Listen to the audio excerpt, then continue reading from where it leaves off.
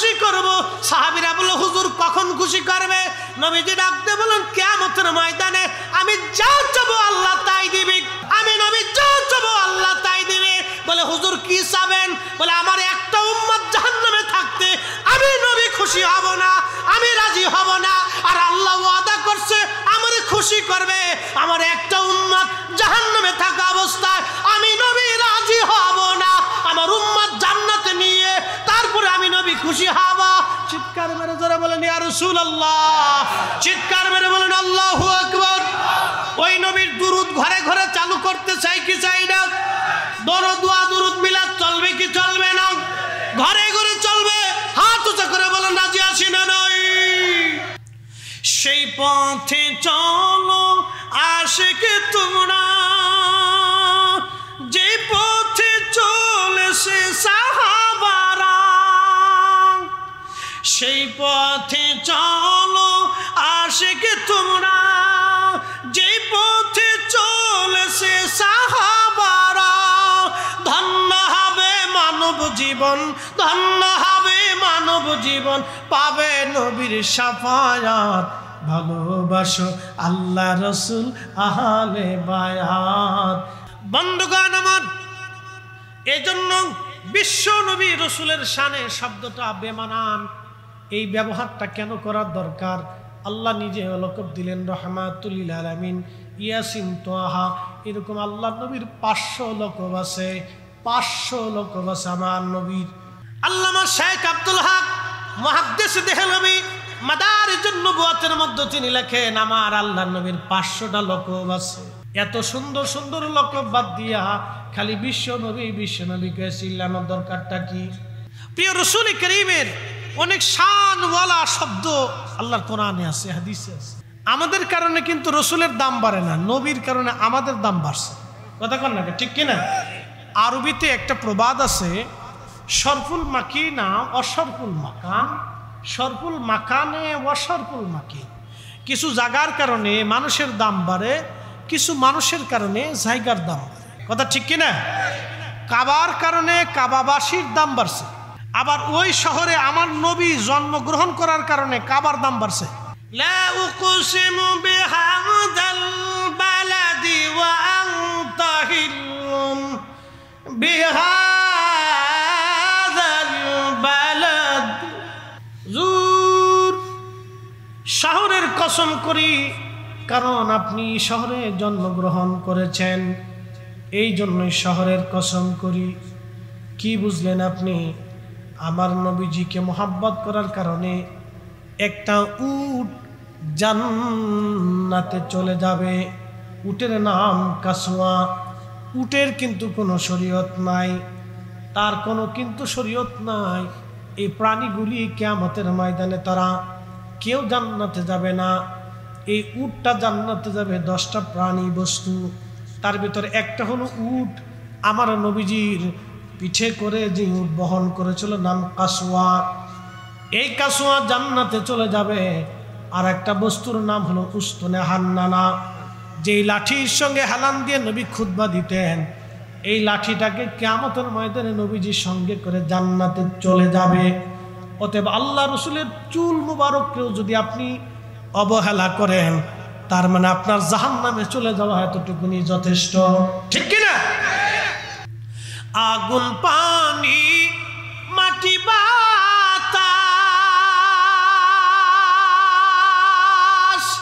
একই যোগে করিয়া প্রকাশ। আগুন পানি মাটি বাতাস একই যোগে করিয়া প্রকাশ। দেখিলি না তুই কইরা তালাশ, ওরে দেখিলি না তুই কইরা তালাশ। কোন জায়গা সে মহাজন, 4 রঙের মশলা দিয়া যে কইরা সে তোর গঠন, 4 রঙের মশলা দিয়া।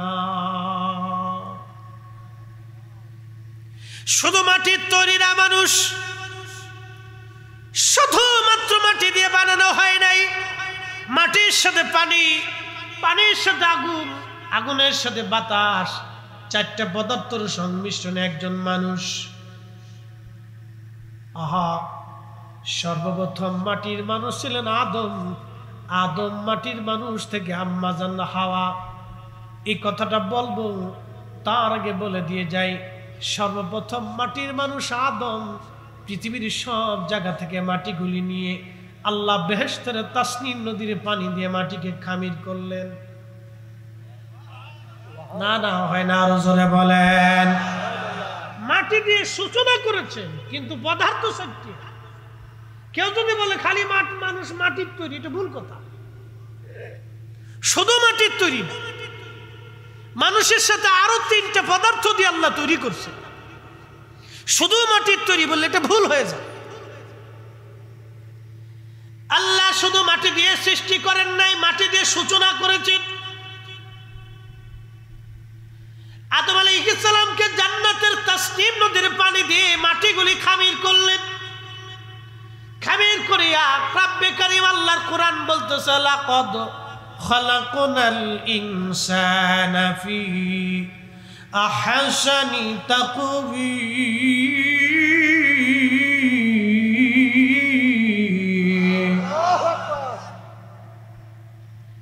এটার নাম কি? জোরে বলেন। মানুষের চাইতে কি সুন্দর মনে হয়? একসাথে বলেন। ভয় পাইতেছেন কেন? আমি কোরআন থেকে বলতেছি। মানুষের চাইতে কি সুন্দর বেশি মনে হয়? কখনো। সৃষ্টির ভিতরে আল্লাহ তামাম সৃষ্টি, নবমণ্ডল, ভূমণ্ডল, বিজ্ঞান বলে পৃথিবীর ভিতরে 4 লক্ষ প্রজাতির জীব আর জীবন আছে। শুধু মানুষ না, মানুষের সাথে যদি আপনি ধরেন এটা একটা জীবন। পাখি, পক্ষী, ঘোড়া, গাধা, গরু, ছাগল, হাঁস, মুরগি, ভেড়া, দম্বা, কুত্তা, বিলাই, ছাগল, যা কিছু আছে, এক একটা প্রজাতির জীব। এরকম 4 লক্ষ প্রজাতির জীব আর জীবন আছে।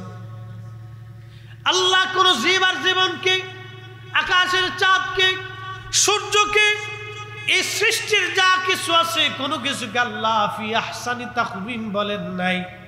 শুধু একটা জায়গা আল্লাহ বলেছেন, লাকাদ খালাকনাল ইনসানা ফি আহসানি তাকওয়ীম। সুন্দর ফুল, সুন্দর ফল, মিঠা নদীর পানি, খুদা তোমার মেহেরবানি। বলেন, খুদা তোমার মেহেরবানি। তুমি কতই দিলে রতন, ভাই বারাদার, পুত্র স্বজন। তুমি কতই দিলে রতন, ভাই বারাদার, পুত্র স্বজন। খুদা পেলি অন্ন জুগাও, মানি চাই না মানি, খুদা তোমার মেহেরবানি। শ্রেষ্ঠ নবী দিলাম রে তরিয়ে নিতে রোজা হাসরে। আল্লাহু আকবার। না না, আরো জোরে বলেন, আল্লাহু আকবার। শ্রেষ্ঠ নবী দিলাম রে তরিয়ে নিতে রোজা হাসরে। পথ না ভুলি তাই তো দিলে পাক কোরআনের বাণী। খুদা তোমার মেহেরবানি। সুন্দর ফল, সুন্দর ফল, মিঠা নদীর পানি, খুদা তোমার মেহেরবানি। বন্ধু আমার, জুলুমের কি নাতি আসেনি? নাতি আসেনি? নাতি বয়স কত? 5 বছর। ছোটকালে যখন আমাদের নাতি পুতি বলেন, বাচ্চা কাচ্চা বলেন, ছোট্টকালে মায়ের কোলে কত সুন্দর লাগে। বাচ্চাটা যদি কালো হয় তাও সুন্দর, সাদা হইলে তো সুন্দরী। এত সুন্দর, তার চোখগুলি সুন্দর, তার জিহ্বাগুলি সুন্দর, তার ঠোঁটগুলি সুন্দর, তার আঙ্গুলগুলি সুন্দর, তার পাগুলি সুন্দর, তার ত্বকগুলি সুন্দর মসৃণ। কেন? আল্লাহ সুন্দর করে মায়ের পেটের মধ্যে বানাইলেন, চারটা পদার্থ দিয়ে আল্লাহ বানাইলেন। এই জন্য আল্লাহ বললেন কাইফা তাকফুরুনা বিল্লাহি ওয়া কুনতুম আমওয়াতা। মানব জাতি, তুমি মৃত ছিলে, অস্তিত্বহীন ছিলে, আমি রব্বে কারীম তোমার অস্তিত্ব দিলাম, তোমার আমি দুনিয়ার মুখ দেখাইলাম, সৌন্দর্য দিলাম, চেহারা দিলাম, চোখ দিলাম, নাক দিলাম, ঠোঁট দিলাম, জিহ্বা দিলাম, জবান দিলাম, তুমি এত কিছু পাইলা, তারপরে কি করে তুমি আমি আল্লাহকে অস্বীকার করো? কি করে তুমি নামাজ পড়ো না? কি করে রোজা রাখো না? কি করে তুমি হজ করো না? কি করে তুমি যাকাত দাও না? কে তোমাকে আল্লাহ থেকে জুদা করলো? কে তোমাকে আল্লাহর আইন থেকে জুদা করলো?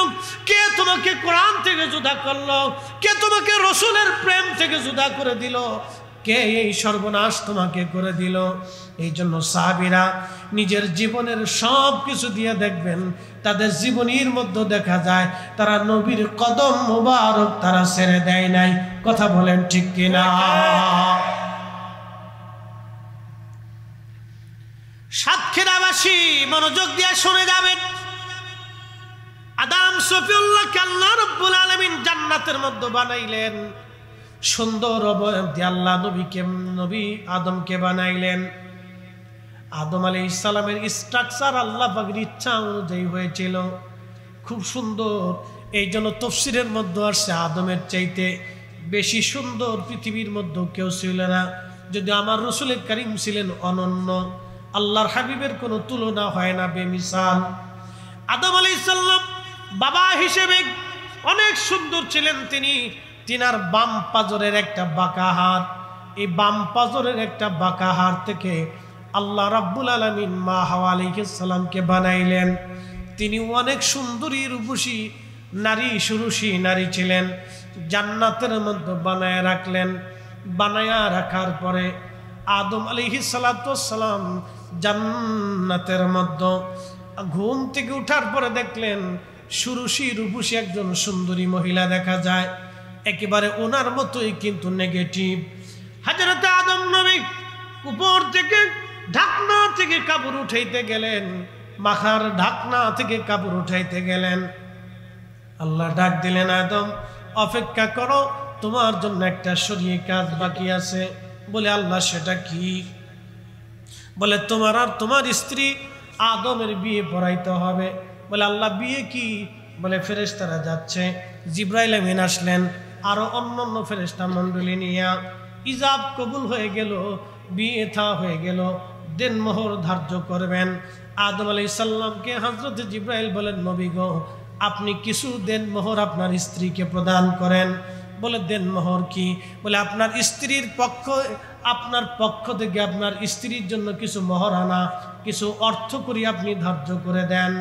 হযরত আদম নবী বললেন, জিবরাইল আল্লাহর বাড়ি খায়, আল্লাহর বাড়ি ঘুমায়, আমি দেনমোহর কোথায় পাবো?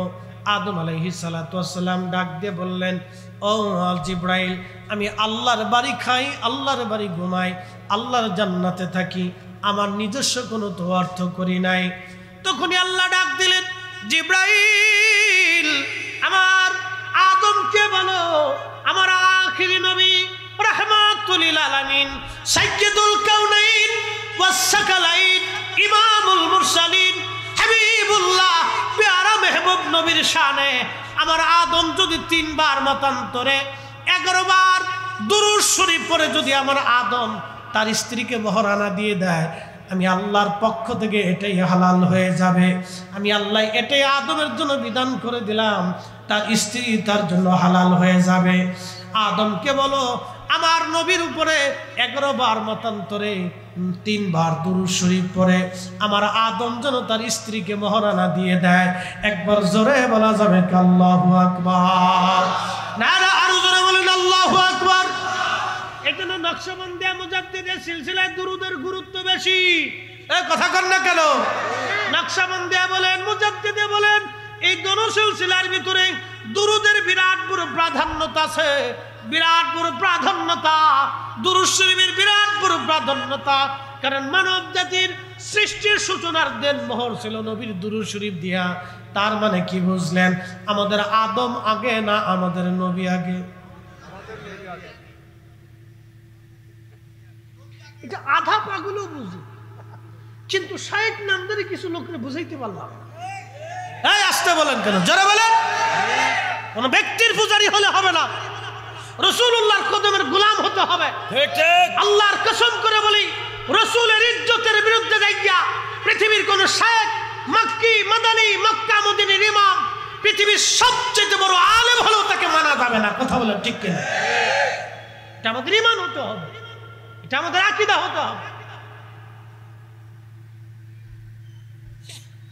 আল্লামা ইমাম আবুল ফারাজ ইবনুল জাওজি তার 900 বছর আগের কিতাবে এই ঘটনা লিখেছেন।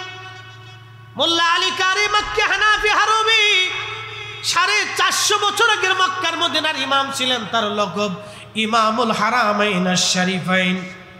ওনার কিতাব আল মাউরিদুর রাবি ফি মাউলিদিন নবী সাল্লাল্লাহু আলাইহি সাল্লাম, এই কিতাবের মধ্যে তিনি লেখেন, আদম আলাইহিস সালামের বিয়ে হয়েছিল আমার নবীর প্রতি দুরূদ শরীফ মহরানা দিয়া। আমার নবীর প্রতি দুরূদ শরীফ তেলাওয়াত করে এই দুরূদ তার স্ত্রী আম্মা জান হাওয়াকে তিনি মহরানা দিয়েছিলেন। তার মানে আদমের বিয়ে হয়েছে আমার নবীর দুরূদের বদৌলতে, আমাদের সূচনা হয়েছে নবীর দুরূদের বদৌলতে। এই জন্য যেই কাজ দুরূদ শরীফ দিয়ে শুরু হয় সেই কাজে বরকত হয়। একসাথে বলবেন না আল্লাহু আকবার। এই জন্য বাড়ি বাড়ি মিলাদ হয়। কি হয়? জোরে কর, জোরে কর, এই আরো জোরে কর। কি হয়? কি হয়? মিলাদে কি হয়? নবীর দুরূদ হয়, সালাম হয়, আল্লাহর জিকির হয়, দোয়া হয়, কুরআন খতম হয়।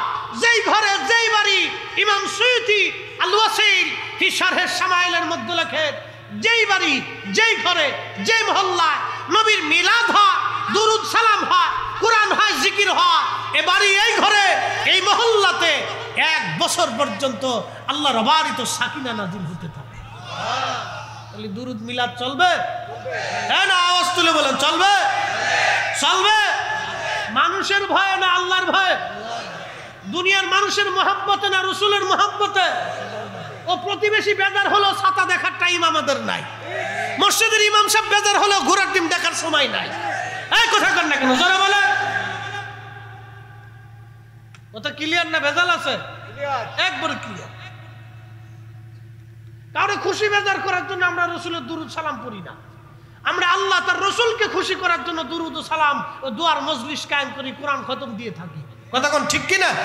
ও তলবে ইলমদেরকে নিয়ে বাড়িতে কোরআন খতম দিবে। কোরআনের আওয়াজের চাইতে পৃথিবীতে শ্রেষ্ঠ কোনো আওয়াজ হতে পারে? আল্লাহর কালামের চাইতে শ্রেষ্ঠ কোনো কালাম হতে পারে? তো মুসলমানের ঘরে কোরআনের আওয়াজ হবে না তো শয়তানের আওয়াজ হবে নাকি? এই কোরআনের আওয়াজ যখন বন্ধ হয়ে গেছে তখন এই ফেসবুক, ইউটিউব, এই ঘোড়ার টিম, আগর টিম, বাগর টিম, 7-8 টিম, স্টার জলসা, জি বাংলা আর কি আবি যাবি ঢুকে গেছে।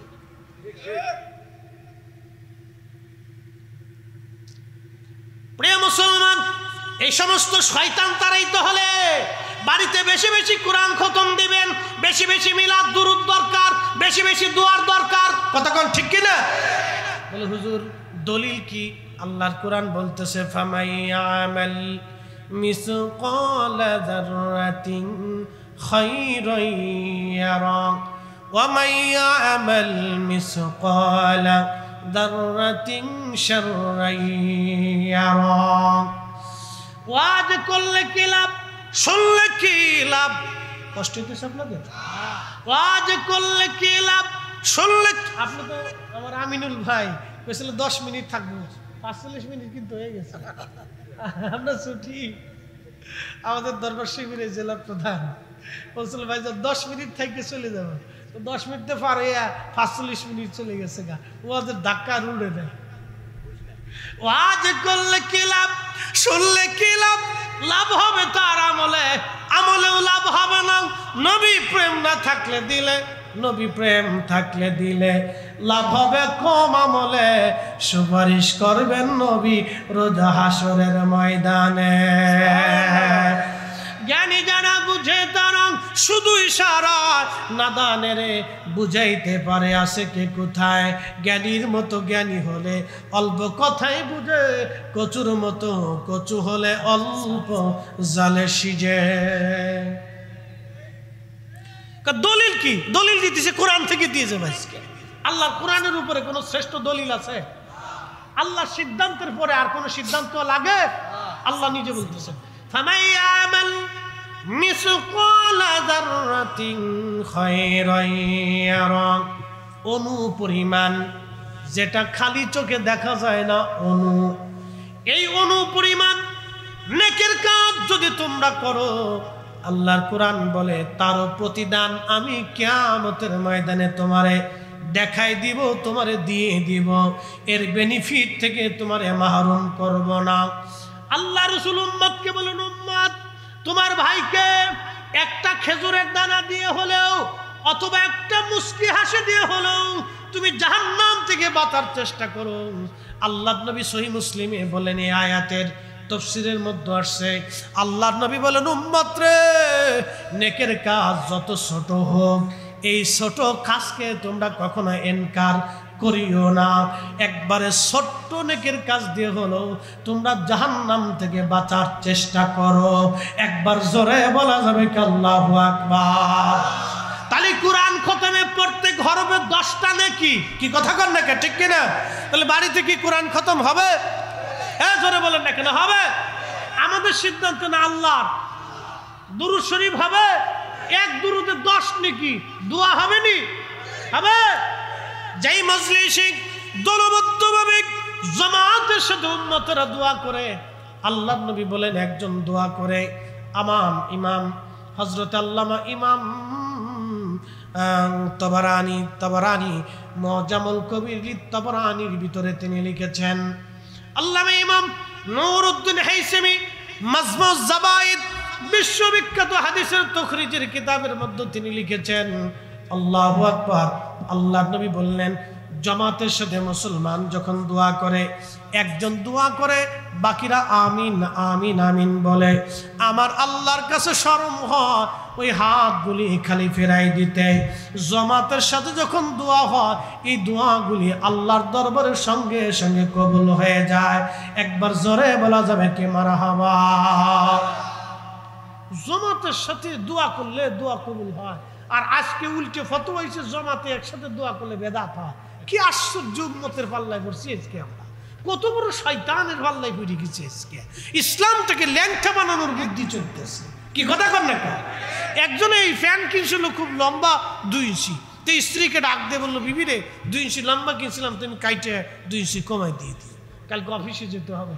তো চিন্তা করলো স্ত্রীর মনে নাও থাকতে পারে কাজের বিরাট বড় চাপ, তো বড় মেয়েকে ডাক দেখে, মা তুমি 2 ইঞ্চি কাটো। চিন্তা করলো এটার মনে নাও থাকতে পারে মেজুটারে ডাক দেখে, মা তুই 2 ইঞ্চি কাটিস। তো চিন্তা করলো তারও মনে না থাকতে পারে সেজোটারে ডাক দেখে, মা তুই 2 ইঞ্চি কাটিস। তো চিন্তা করলো হ্যাঁ তোর মনে নাও থাকতে পারে ছোটোটারে কিছু তুই 2 ইঞ্চি কাটিস। যাওয়ার সময় বেরোর সময় দেখে বেড়ার বউ সামনে, মা সবাই বলছিলাম মনে না থাকতে পারে, তো তুমি 2 ইঞ্চি কাটো। সবাই রাত ভরে কাটতে কাটতে সকালবেলা ফুল প্যান্ট পরতে যায়, দেখে হাফ প্যান্ট হয়ে গেছে। আমরা ইসলামটা এরকম কাটতে কাটতে কাটতে কাটতে ল্যাংটা বানানোর বুদ্ধি চলছে। আমরা মদিনার ইসলাম চাই, যে ইসলাম শাহজালাল আমনি মুজাররিদ এনেছিলেন, খাজা আজমিরি রাহিমাহুল্লাহ এনেছিলেন, দাতাগঞ্জ বখশ এনেছিলেন, মুজাদ্দিদ আল ফিসানি সিরহিন্দি ফারুক এনেছিলেন, শেখ আব্দুল হক মুহাদ্দিস দেহলভী এনেছিলেন, শাহ ওয়ালিউল্লাহ মুহাদ্দিস দেহলভী এনেছিলেন, শাহ আব্দুর রহিম মুহাদ্দিস দেহলভী এনেছিলেন, নূর মোহাম্মদ নিজামপুরি এনেছিলেন, ফতেহ আলী রসুলনামা এনেছিলেন, যে ইসলাম হযরত আবু বকর সিদ্দিক ফুরফুরাবি এনেছিলেন, যে ইসলাম আউলিয়া کرام এনেছিলেন, 360 আউলিয়া 12 আউলিয়া খানজাহানি এনেছিলেন। আমরা সেই ইসলাম চাই, কথা বলেন ঠিক না? সে এক একটা নতুন ফতোয়া মেরে দিয়ে একবারে ঝান্ডা উড়িয়ে ফেলতেছে। দলবদ্ধভাবে মুনাজাত কত গুরুত্বপূর্ণ ইবাদত, আপনাদেরকে আরেকটু ছোট করে বুঝি। আপনাদের ধরেন চেয়ারম্যান সাহেব জনাব সাইদ মেহেদী সাহেব, ওনার কাছে আপনারা একটা বিশেষ প্রয়োজনে গেছে, তো মসজিদের একটা কাজ বাকি, একটা টিউবওয়েল দরকার। তো ইমাম সাহেব হুজুর এই টিউবওয়েল আনার জন্য চেয়ারম্যান সাহেবের কাছে যা বললো, চেয়ারম্যান সাহেব আমাদের একটা টিউবওয়েল দরকার, আপনি ব্যবস্থা করে দেন। তো জনাব সাইদ মেহেদী সাহেব চিন্তা করলো ইমাম সাহেব আসছে, আচ্ছা ঠিক আছে দেখবেন। ইমাম সাহেব আপনি আসছেন, বিবেচনায় রাখ। তো ইমাম সাহেব গেল, 1 মাস হয়ে গেছে, টিউবওয়েল আসে না। মুতল্লি মহোদয় চিন্তা করলো ইমাম সাহেব গেল, গুরুত্ব দিল, তো আমি যাই। তিনি আবার গেলেন, চেয়ারম্যান সাহেব একটা টিউবওয়েল দরকার। তো মুতল্লি মহোদয় চিন্তা করলো টিউবওয়েল দরকার। বললাম, চেয়ারম্যান সাহেব বললো মুতল্লি সাহেব আসছেন, বিবেচনায় রাখ, দেখি বরাদ্দ আসে কিনা। তো সবাই, মুতল্লি সাহেব চলে আসছে, চেয়ারম্যান সাহেব মনে নাই, মাসখানিক চলে গেছে। এখন গ্রামের সব মুসল্লি একসাথে যাইয়া চেয়ারম্যান সাহেবের বাজ্যা উঠছে। চেয়ারম্যান সাহেব টিউবওয়েল চাইছিলাম, একটা টিউবওয়েল লাগে। এখন চেয়ারম্যানের চিন্তা হলো ইমাম সাহেবরে একটা বুঝ দিয়ে পাঠাইছি, ইমাম সাহেব একা ছিল। মুতল্লি মহোদয় একটা বুঝ দিয়ে পাঠাইছি, উনিও একা ছিল। এখন গ্রামের সব মুসল্লি একসাথে এসে আমার বাইত উঠছে।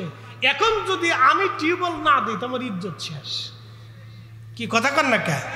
চেয়ারম্যান সাহেবের কাছে শরম লাগবে না? উনি শরমে পড়ে হইলেও লোকদেরকে বলবে আমার বাড়ির টিউবওয়েল উঠাই দিয়ে হলো মসজিদে গেড়ে দিয়ে। কি কথা কন না কে? এটা হলো জামাতের সাথে কাজ করলে, আঞ্জাম দিলে কাজ সহজ হয়ে যায়। মুসলমানরা জামাতের সাথে যখন আল্লাহর দরবারে হাত তুলে, জামাতে যখন জিকির করে, জামাতের সাথে নামাজ পড়ে, জামাতের সাথে ইবাদত করে, জামাতের সাথে একসাথে খায়, জামাতের সাথে কোনো নেক কাজ করে, আল্লাহর কাছে এত পছন্দ হয়। রব্বে করিম বলতেছেন আমার উম্মত ওই সময় হাত বাড়াইলে আমি আল্লাহর কাছে শরম লাগে, আমি আল্লাহ লজ্জা পেয়ে যাই যে আমার এত বান্দারা কাঁদতেছে, আমি কি করে ফেরত পাঠাই। আমি আল্লাহ লজ্জার খাতিরে হলেও, আমি আল্লাহ লাজুকতার ইছলা হলেও, রহমান আর রহিম নামের উসিলা গিয়া আমি আল্লাহ আমার বান্দাদের দুয়াকে কবুল করাই দিই। আরো জোরে জোরে জোরে জোরে। তো জামাতের সাথে দোয়া করা, ইবাদত করা, জিকির করা ইবাদত না বেদাত? জোরে বলেন, বেদাত না ইবাদত? আজকে যারা বেদাতের ফতোয়া দিয়ে বন্ধ করবার চেষ্টা করতেছে তারা মহা ভুলের মধ্যে আছে। আল্লাহ ভুল থেকে তাদেরকে হেফাজত করুক, সকলে বলেন আমিন। একটু দূরে সে বলেন আল্লাহুম্মা সাল্লি আলা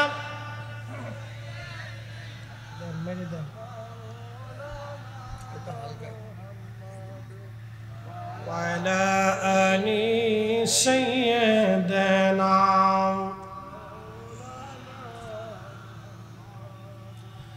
যখন তোমার ডাক পড়িবি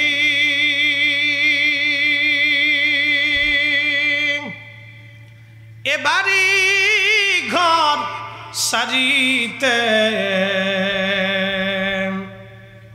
আপন পোশাক খুলে খুলে সাদা কাফন পরাইবে। আল্লাহুম্মা সাল্লি আলা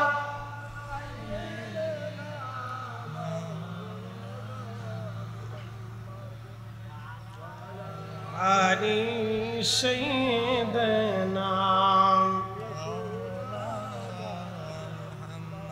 একটু জিকিরে লা ইলাহা, জোরে লা ইলাহা ইল্লাল্লাহ,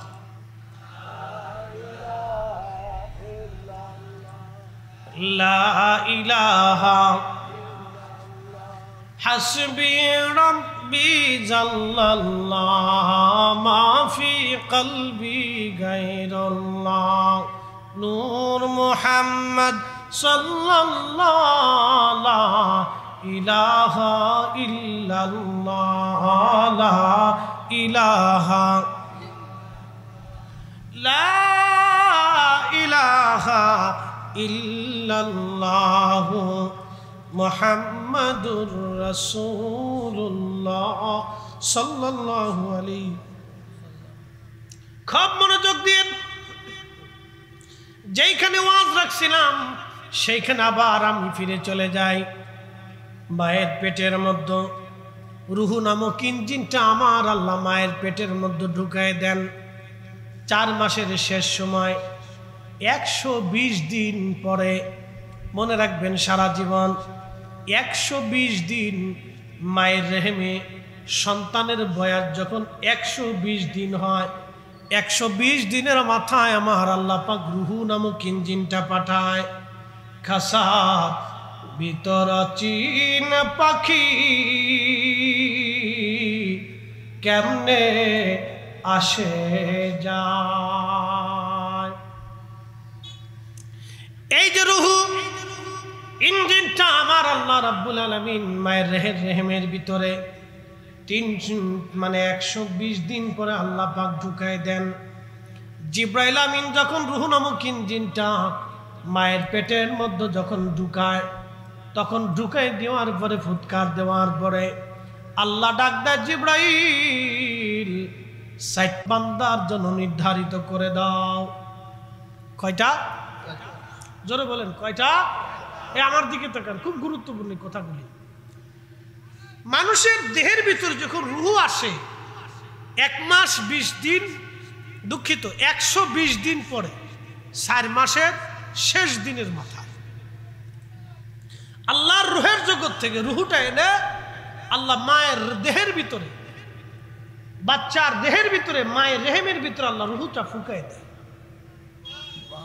একসাথে বলবেন আল্লাহু আকবার। এক দেহের ভিতরে কয় জীবন? না 2 জীবন। এক দেহের ভিতরে কয় জীবন? মায়ের রেহেমের ভিতরে যখন আমরা মায়ের পেটে ছিলাম তখন 2 জীবন। মার 1 জীবন আর আমার আর 1 জীবন, 2 জীবন। এক পেটের ভিতরে একসাথে 2 জীবনের খাবার, 2 জীবনের নিঃশ্বাস, 2 জীবনের পানি, 2 জীবনের অক্সিজেন, 2 জীবনের নাইট্রোজেন, হাইড্রোজেন, যা যা প্রয়োজন যিনি ব্যবস্থা করছেন তিনি কে? তাহলে জিকির হবে কার? দোয়া কার কাছে? মনে রেখেন সারাদিন। প্রিয় সাতক্ষীরাবাসী, ওই রুহু যখন মায়ের পেটের মধ্যে চলে আসলো, মায়ের পেটের মধ্যে রুহু আসার পরে জিব্রাইলকে আল্লাহ বলেন, জিব্রাইল 4টা জিনিস তুমি মার ওই বান্দার জন্য নির্ধারিত করে দাও। 1 নম্বর হায়াত, আমি আল্লাহর পক্ষ থেকে সেটা নির্ধারিত করে দাও। 1 নম্বর হায়াত, সে কখন কোন অবস্থায় কোন জায়গা মারা যাবে আল্লাহ ছাড়া কেউ জানে না। চিৎকার মেরে জোরে বলবেন আল্লাহু আকবার। ওয়ামা তাদরি নাফসুন বিআইয়ি আরদিন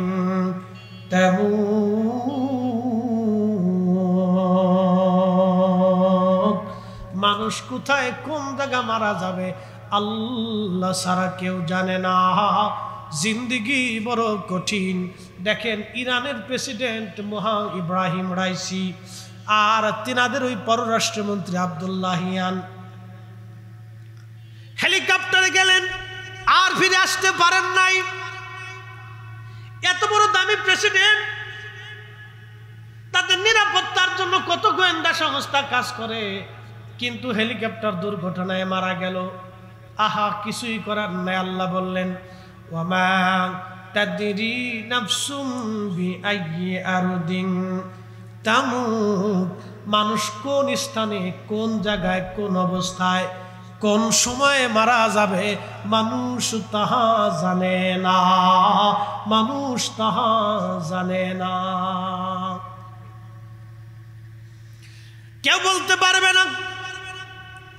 পররাষ্ট্রমন্ত্রী কি, প্রেসিডেন্ট কি, সেনাপ্রধান কি, পারমাণবিক বিজ্ঞানী কি, রাশিয়ার প্রেসিডেন্ট কি, আমেরিকার প্রেসিডেন্ট কি, জাতিসংঘের মহাসচিব, পৃথিবীর বড় বড় বড় বড় জ্ঞানী বিজ্ঞানী, ডক্টর চিকিৎসা বিজ্ঞানী যারা নোবেল পেল, তারাও পর্যন্ত আজরাইল থেকে বাঁচতে পারবে না। আল্লাহর কোরআন বলল, কুল ইন্নাল মাউতাল্লাযী তাফিরুনা মিনহু ফাইন্নাহু মুলাকীকুম।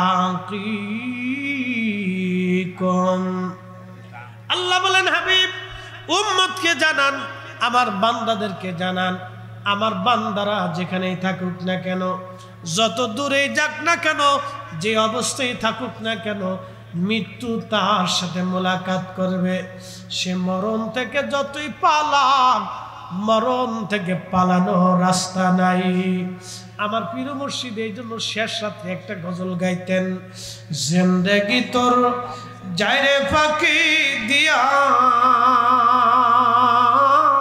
রে সোনার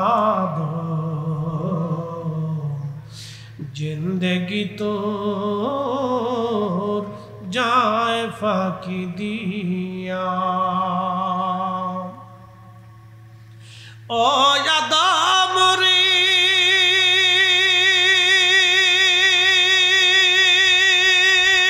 পাকে ধরিয়া গেছে দাড়ি দন্ত বাসে গোটা চারি সমন জারি গিয়াছে করিয়ারে সোনার আদম জিন্দেগি তোর যায় ফাঁকি দিয়া। জিন্দেগি তোর যায় রে ফাঁকি দিয়া রে সোনার আদম জিন্দেগি তোর যায় ফাঁকি দিয়া। আল্লাহ ডাক দে জিব্রাইল এই বান্দার জন্য প্রথম নম্বরে তুমি নির্ধারিত করে দাও সে পৃথিবীতে কত সময় পর্যন্ত দুনিয়াতে বেঁচে থাকবে। হায়াত শেষ হয়ে গেলে 1 সেকেন্ড আগেও না পরেও না দুনিয়ার থেকে পালিয়ে যাওয়ার আর কোনো রাস্তা নাই। খুব মনোযোগ দিয়েন। 2 নম্বর ওই বান্দার জন্য যেটা নির্বাচিত হয় আল্লাহ রাব্বুল আলামিন ডাক দিয়ে বলেন জিব্রাইল 2 নম্বর ওই বান্দার জন্য নির্বাচন করো তার জন্য রিজিক। কি পরিমাণে সে রিজিক খাবে, কি পরিমাণে সে রিজিক অন্বেষণ করবে, এই বিষয়টা এ বান্দার জন্য তুমি নির্ধারিত করে দাও। এ আমার দিকে তাকাবেন। আমার দেশে দেখবেন অনেকে হায়ার এডুকেটেড পারসন, বিরাট বড় শিক্ষিত, কিন্তু চাকরি করে মাসে 50,000 টাকার বেতন।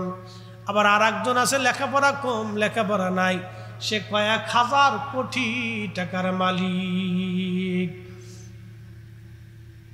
ওই যে আল্লাহ রাব্বুল আলামিন নির্ধারিত করে দেন কি পরিমাণে রিজিক সে ভক্ষণ করবে। আবার অনেকের হাজার হাজার কোটি টাকার মালিক, কিন্তু খাবার বরাদ্দ নাই। হ্যাঁ, কথা কোন দেখে সকালবেলা 1 রুটি, দুপুর বেলা আর 1 রুটি, ও রাত্রি বেলা কিছুই না। কপাল মন্দ, চোখ থাকতে অন্ধ, বরাতে খাবার নাই, বরাতে খাবার নাই। কথা কন না কে? বরাতে খাবার নাই, কারণ খাবারের ভিতর ভেজাল। ও খাইয়ে শেষ করে ফেলছে আগে। গরিব মানুষের টানিছে, অমুকের টানিছে, তমুকের টানিছে, হেটার টানিছে, ভাইয়ের টানিছে, বোনের টানিছে, বাইস্তের টানিছে, এতিমের টানিছে, কানার টানিছে, ল্যাংরার টানিছে, বোবার টানিছে, শেষ পর্যন্ত নিজের কপালে কিছু নাই, কিছু নাই। কথা কম, বরাতে নাই। হ্যাঁ না ওই বলে চাচা ঠিকই কইছি। শোনেন, আজকে একটা কথা বলি। যারা মানুষ হত্যা করে তাদের চোখ থেকে আল্লাহ ঘুম কেড়ে নেয়, তারা ঘুমাইতে পারে না। তাদের অন্তর থেকে আল্লাহ শান্তিকে কেড়ে নিয়ে যায়। কোনো কাজে তারা শান্তি পায় না, অশান্তির মধ্যে ভুগতে থাকে।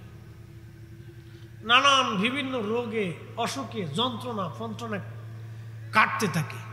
শেষ পর্যন্ত যন্ত্রণা কাটাইতে না পেরে বোতল সার মুড়ি দেয়। বোতল সারে চিনছেন আপনারা? বোতল সার 2 ঢোক মাইরে দিয়ে পরে বউরে মা কয়, ছেলেরে এই বিয়াই কয়, মায়ের শাশুড়ি কয়, মানে যা পায় তাই কয়। কি যে কয় নিজেও কইতে পারে না, বুঝছেন? শান্তি দেয়, বোতল সার মুড়ি দেয়, ঘুমাইতে পারে না, ঘুম কেড়ে নিয়ে যায়। এটা বাস্তবতা।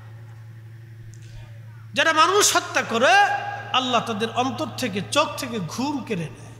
যারা মানুষের হক নষ্ট করে আল্লাহ তাদের অন্তর থেকে সুখ কেড়ে নিয়ে যায়। সে কখনোই শান্তি পাবে না। ঠিক বললো ঠিক, না ঠিক বললো ঠিক। যারা করে তাদের কাছে জিজ্ঞেস করেন যে সুখে আছেন না, শান্তি নেই, শান্তি নেই। আল্লাহ আমরারও অনেক ভালো রাখছে, একসাথে বলেন আলহামদুলিল্লাহ। শুইলে ঘুম এসে যায়, কথা কন না কেউ, জোরে বলেন। শুইলে কি আছে, ঘুম এসে যায়, ডন টেনশন, কোনো টেনশন নাই। শুইলে শটাং মেরে একবারে নাকে টিরাক চলতেছে। বন্ধু আমার, শান্তি আলা বিযিক্রিল্লাহি তাতমাইন্নুল কুলুব।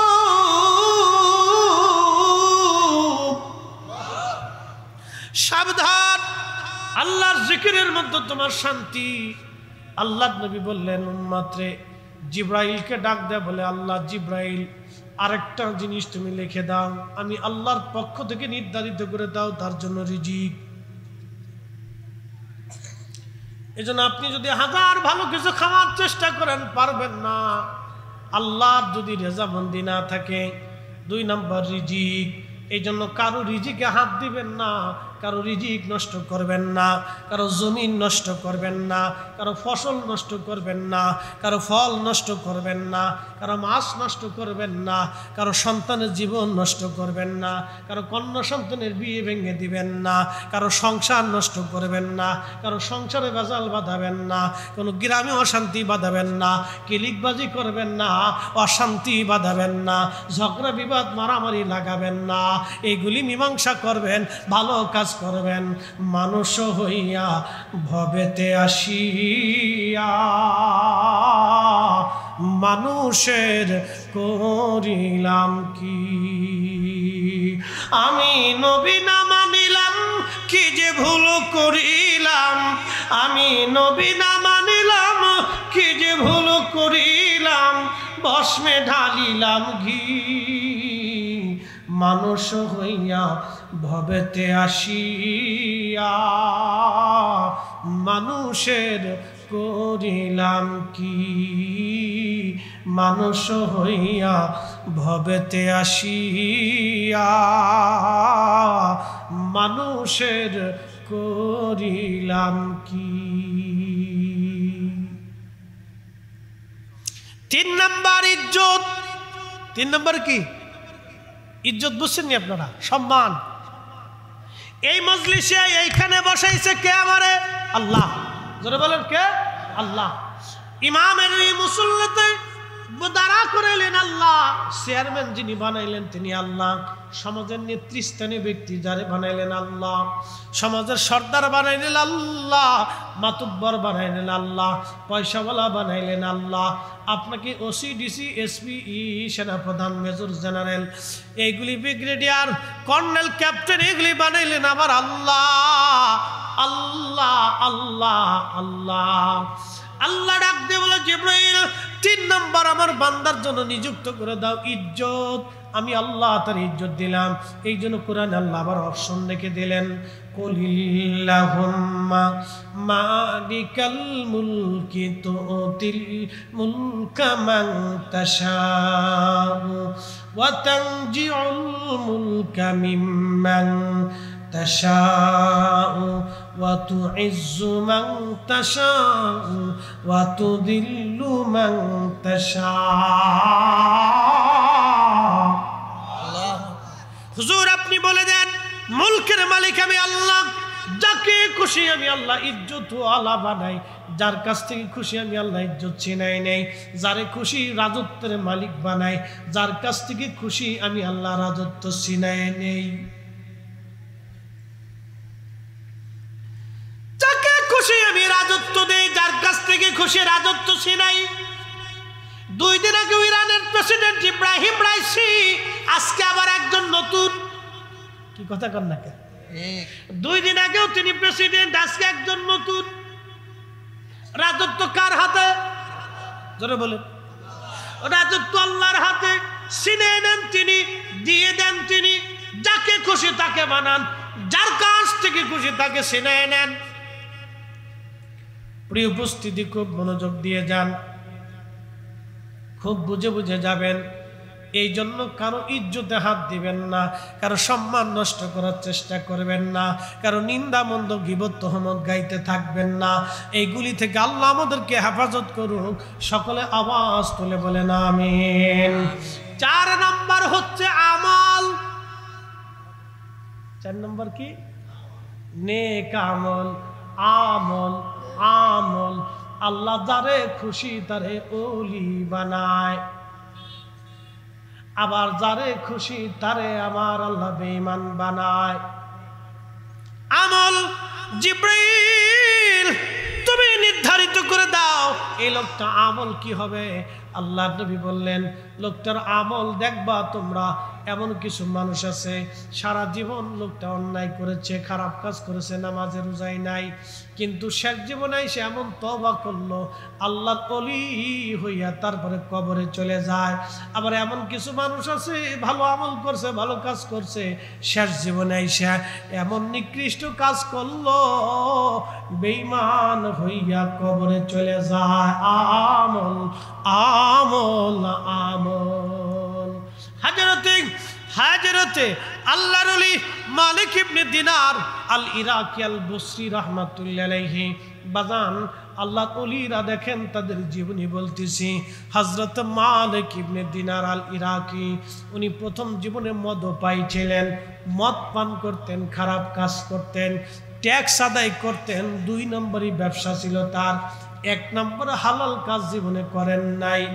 মালিক ইবনে দিনার বলতেছেন 1 বছর আমি আমার মই কদরের রাত্রিবেলা, আবার কেউ বলছেন বরাতের রাত, যেটাই হোক না কেন কদরের রাত্রিবেলা আল্লাহর বান্দা বসে বসে বসে বসে মদ পান করতেছে।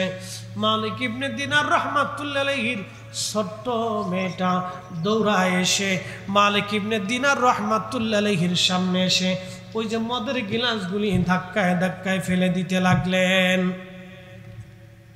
ছোট্ট মেয়ের আমল দেখে, এই কাজ দেখে মালিক ইবনে দিনার বলতেছেন আমার কাছে এত ভালো লাগলো, এই কাজটা খুবই ভালো লাগলো, কিন্তু পরের বছরে আমি আবার লাইলাতুল কদরের রাত্রিবেলা মদ পান করি। একটু চিন্তা করেন, কদরের রাত্রিবেলা যেই মুসলমান মদ পান করে এর চাইতে নিকৃষ্ট মুসলমান আর দুনিয়াতে নাই। কি কথা কন না কেন? একবারে নিকৃষ্ট বাজে যে কদরের রাত্রিবেলা মদ খাইতেছে, তো পরের বছরে আবার মদ খাইতেছে, কিন্তু এই বছর উনি মদ পান করা অবস্থা কাঁদতেছিলেন। তো বলতেছেন আমি কাঁদতে লাগলাম এই জন্য, গত বছর আমার মেয়েটা ছিল, আজকে 1 মাস আগে আমার মেয়েটা দুনিয়ার থেকে কবরে চলে গেছে, আজকে মেয়েটা আমার সামনে নাই। আমি আমার ছোট্ট মেয়েটাকে খুব আদর করতাম, আর আমার মেয়েটাও আমাকে ছাড়া কখনো থাকতো না, ঘুমাইতো না, আমার কোলেই ঘুমাইতো, বাসায় আসলে আমার সাথে সবসময় সময় কাটাইতো, আমার কাঁধে কোলে পিঠে চড়ে ঘুরে বেড়াইতো। মেয়েটা আমার সঙ্গ ছাড়তো না, আজকে মেয়েটা মারা গেছে। মেয়ের শোকে আমি অস্থির হয়ে গেলাম, মদ পান করে ওই অবস্থায় ওইখানেই আমি ঘুমিয়ে পড়লাম। আল্লাহর ওলি মালিক ইবনে দিনার বলেন কদরের রাত্রিবেলা ওই অবস্থায় ওইখানে আমি ঘুমাইলাম, ঘুমিয়ে পড়ার পরে স্বপ্ন দেখলাম হাসরের মাঠ কায়েম হয়ে গেছে, বিরাট বড় মাঠ, কোটি কোটি মানুষ এই মাঠে, শুধু কান্না চিৎকার দৌড়াদৌড়ি, কেউ কারো দিকে তাকায় না। নবী বললেন আমার উম্মত রে, হাসরের মাঠের 3টা জায়গায় সন্তান বাবাকে চিনবে না, বাবা সন্তানকে চিনবে না, মা ছেলেকে চিনবে না, ছেলে মাকে চিনবে না, বন্ধু বন্ধুকে চিনবে না, কেউ কারো পরিচয় দেবে না, কেউ কারো দিকে তাকানোর সময় পাবে না, সবাই পেরেশান থাকবে, চিন্তিত থাকবে। এই 3টা জায়গা উইদাউট মুহাম্মাদুর রাসূলুল্লাহ সাল্লাল্লাহু আলাইহি ওয়াসাল্লাম আমার পেয়ারা নবী ছাড়া এই সময় আর কেউ কাছে আসতে পারবে না। চিৎকার মেরে জোরে বলেন আল্লাহু আকবার। এই জন্য কাজী নজরুল লিখেছেন শ্রেষ্ঠ নবী দিলাম রে তরিয়ে নিতে রোজ হাসরে, পথ না ভুলি তাই তো দিলে পাক কুরআনের বাণী খুদা তোমার মেহেরবানি। আল্লাহর নবী বললেন তিনটা জায়গা সন্তান মাকে চিনবে না। প্রথম নাম্বার হলো মিজানের পাল্লা। আমার দিকে তাকাবেন, তিনটা জায়গার কোন কোন জায়গা আমাদের জানা দরকার। এক নাম্বার হলো মিজান পাল্লা, যেখানে বদি এবং নেকির পাল্লা ওজন করা হবে। আল্লাহর নবী বললেন, ডাক দিবে আব্দুল করিম, লাব্বাইকি ইয়া রাব্বাল আলামিন, আসো তোমার নেকি এবং গুনার পাল্লা ওজন করা হবে। ঠিক ওই সময় নেকি এবং গুনার পাল্লা ওজন করার সময় আল্লাহু আকবার, প্যারা নবী বলতেছেন উম্মত রে, ওই সময় ওই লোকটা দুনিয়ার আর কারো কথা মনে রাখবে না।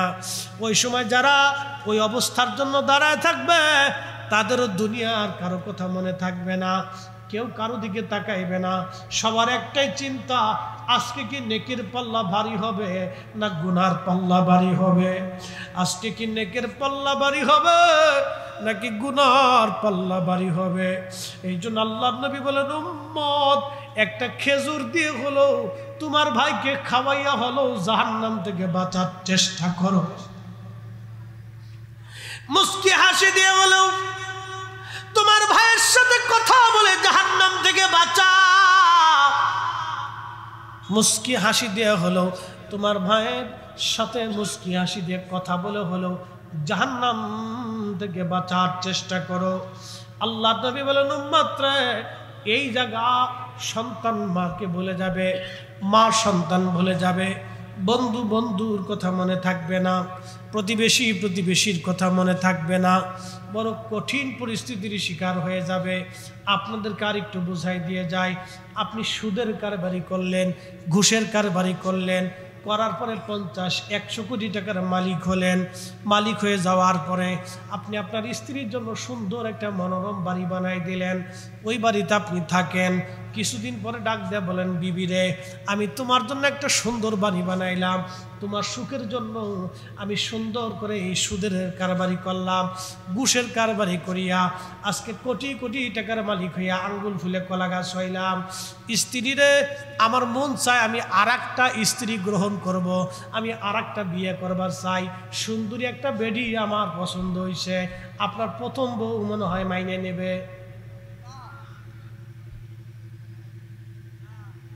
আসতে কইলেন কে ডরাইতেছেন নাকি? না পুলিশে ধরবে না? না বাড়িতে রান্না বান্না করবে না? কোনটা আপনার স্ত্রী মানবে? আসতে কোন কে জোরে বলেন, মানবে? তো দুনিয়াতে যদি আপনার স্ত্রী আর এক স্ত্রী গ্রহণ করতে না দেয়, যে স্ত্রীর জন্য সুদ খাইছেন ঘুষ খাইছেন, কিয়ামতের ময়দানে ওইটা খুঁজে পাবেন কেমনে? বুঝে তারপরে কবরে যায়, বুঝে তারপরে কবর যায়। আপনি আরেকটু বলি, ডোন্ট মাইন্ড, যুবকরা তোমরা মনে কিছু নিও না, আমি বাস্তবতা থেকে বলতেছি। একজন বাবার বয়স যদি 55 বছর হয়, 55, তার ছেলের বয়স 25 অথবা 27, ওই 55 বছর বয়সে তার স্ত্রী মারা গেছে। এখন এই লোকের তো একজন স্ত্রীর দরকার, তার কাপড় গুছানো, তার খাবার দাবার, তার কাপড় চোপড় ধোয়া, তার বাড়িঘর একটু পরিষ্কার পরিচ্ছন্ন রাখা, তার খাবার দাবার একটু আগায় দেওয়া, একসাথে বসে গল্প গুজব করা, বৃদ্ধকালে একটু সময় কাটানোর জন্য তার একজন স্ত্রীর প্রয়োজন। ডোন্ট মাইন্ড, মনে কিছু নিয়েন না। আল্লাহ রসুল উম্মতকে বলছেন, উম্মত তোমার মা যদি মারা, তোমার বাবা যদি মারা যায়, তোমার মায়ের যদি আরেকজন বিবাহের প্রয়োজন হয়, তো তুমি নিজে তোমার মাকে বিবাহ করাই দাও। এটা রাসূলুল্লাহর সুন্নত ছিল, আল্লাহ রসুলের সুন্নত ছিল। তোমার বাবা যদি বৃদ্ধ হয়, তোমার মা যদি মারা যায়, তোমার বাবার যদি আরেকজন স্ত্রীর প্রয়োজন অনুভব হয়, তাহলে তুমি নিজে হাতে তোমার বাবাকে বিয়ে পড়াই দাও। এখন আপনার বয়স 55 বছর, সুদে ঘুষে অন্যায় অপরাধ করে কোটি কোটি টাকার মালিক হয়েছেন, আপনার স্ত্রী মরে গেছে, আর একটা সুন্দরী বেডি বা আরেকজন স্ত্রী আরেকজন মহিলা বিয়ে করতে যান, আপনার ছেলে রাত্রিবেলা এসে গলার মধ্যে ছুরি ধরে।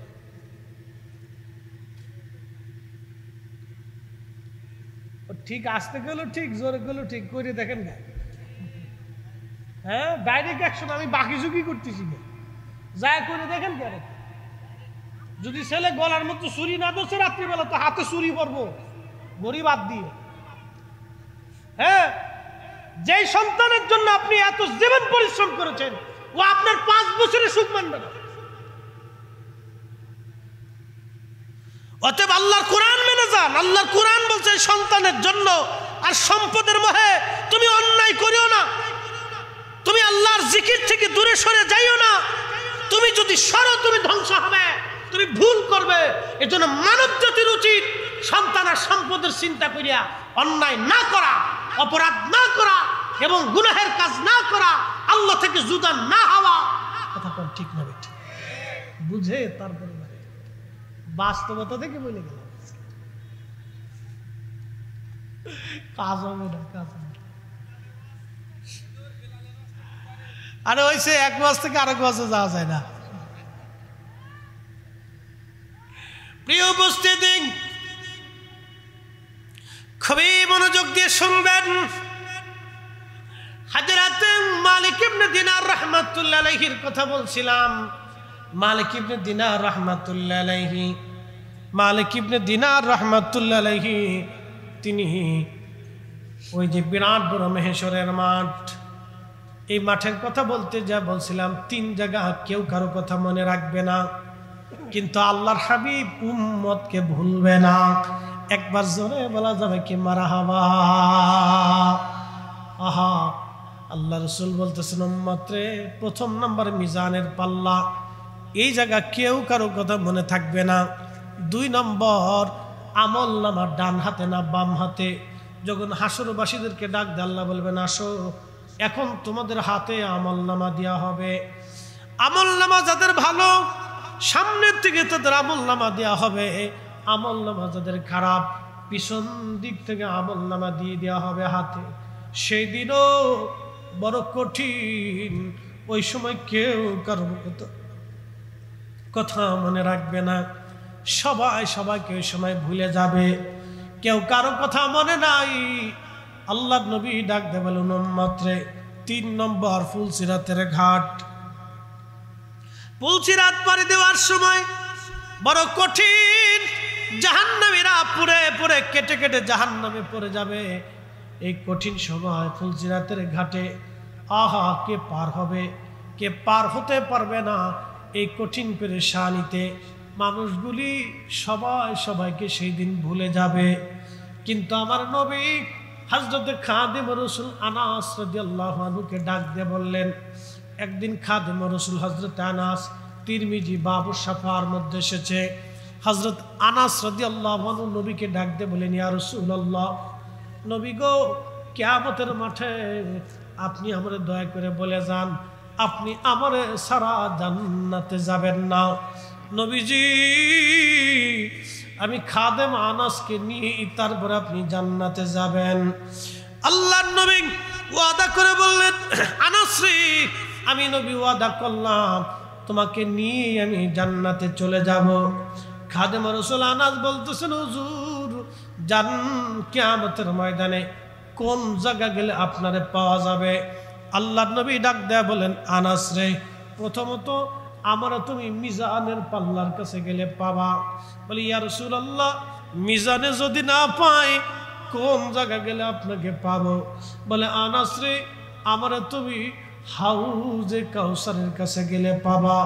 বলে হুজুর, হাউজে যদি না পাই কোন জায়গা গেলে পাবো? আনাস রে, আমরা তুমি ফুলসিরাতের ঘাটে গেলে পাবা। বলে হুজুর, ফুলসিরাতে যদি না পাই কোন জায়গা গেলে পাবো?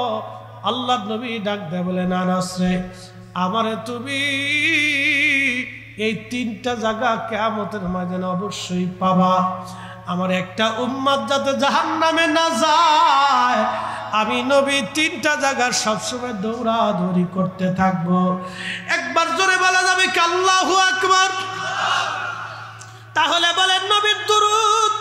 আল্লাহ নবী ডাক দিয়ে বলেন, উম্মত, দুনিয়াতে যে উম্মত আমি নবীর উপরে বেশি বেশি করে দুরূদ শরীফ পড়ে, কিয়ামতের ময়দানে ওই উম্মত আমি নবীর কাছাকাছি থাকবে, আমি নবীর পাশাপাশি থাকবে, আমি নবীর নৈকট্য সে হাসিল করবে যারা দুনিয়াতে বেশি বেশি করে দুরূদ শরীফ পড়ে।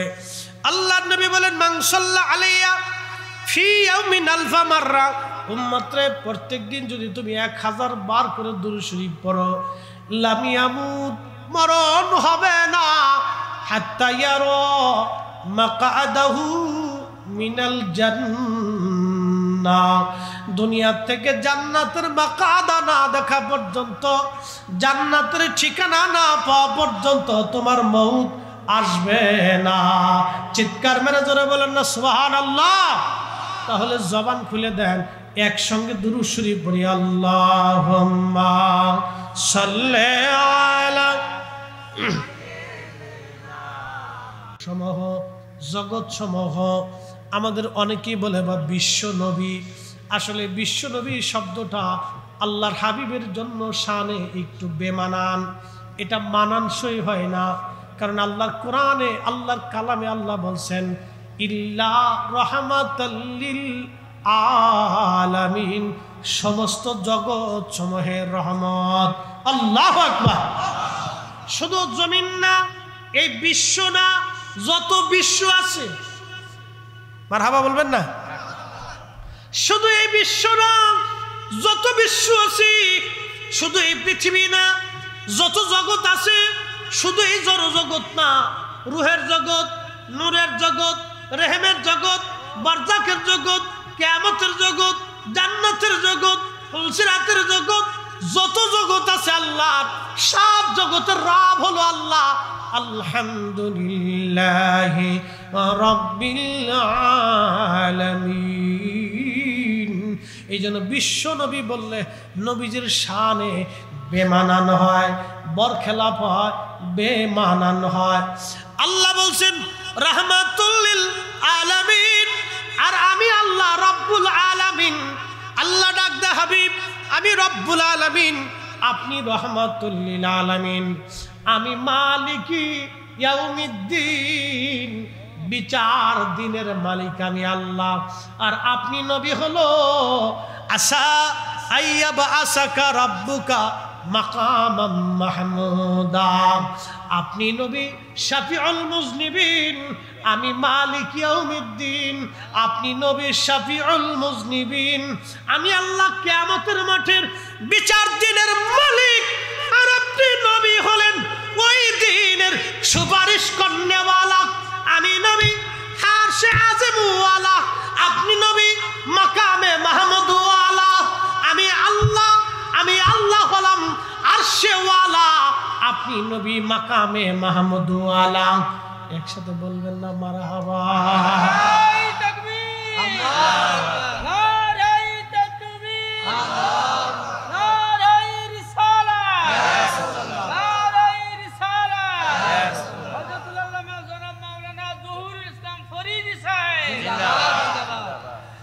ওরে রাহমাতুল লিল আলামিন, আপনি উম্মতের জাবিন, গুনাহগারের অতি আপনজন। আল্লাহর নবী, নূরের নবী,